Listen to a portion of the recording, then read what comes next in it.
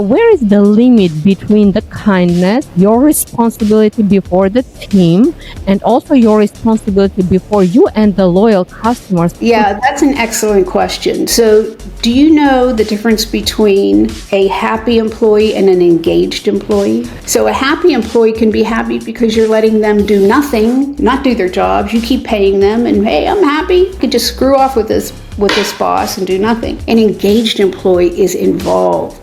They're focused. They want to do a great job.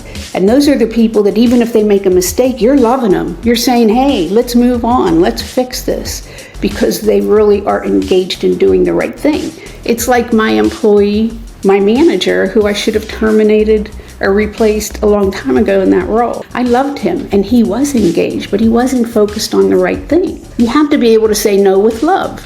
You know, I love you, but this isn't helping you excel in your life. We need to get you in a place where you could really kick butt and take good care of your family. Kindness comes in little, tiny pieces. So it's getting to know your employees, getting to know your customers. I use a card and gift system where I just send little thank you cards, welcome cards to my employees and to my customers. In fact, when I left my last company, my region happened to have the largest company in their whole organization, revenue size. When I left, the client called my boss and he said, you know, I think Irma's the nicest person I've ever met. Now let me tell you something, that wasn't hard to do. Here's what I did. Every time I talked to him, I, of course, asked a couple things. I found out his wife had cancer. So then when I talked to him, the first thing I would ask about is, how's your wife? You think about them, the personal things. One day I called him and we were going to have lunch, and I said, how's your wife today? And he said, you know, she's having a good day. I said, go pick her up. Let's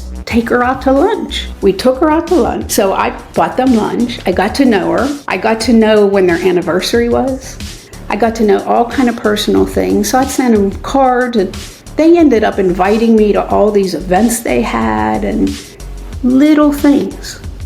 An employee, one of my employees in Tampa, he was a new employee, and when I would go to visit the client, I would always stop and see the employee. So this was a new employee, and I like to know, so what do you like to do other than, I know you love your job, you know, joking around, but what else do you love? And he said, oh, I got this puppy. So I said, show me a picture. So he showed me a million pictures on his phone. And the next time I went there, I asked my manager if he'd be working, and he said he would. So I bought him this little $5 toy. We went in there. I said, how's that puppy doing? He said, he's doing great. So I said, here, I brought him a little gift. My branch manager called me one day and said, every time I see this guy, he just loves you. Think about that.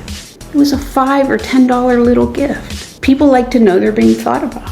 So that's how creating loyalty, making the decision that this person is important to my customers, or this customer is important to my company, but I actually want to like them, and doing those little things that give them experiences that make them want to stay.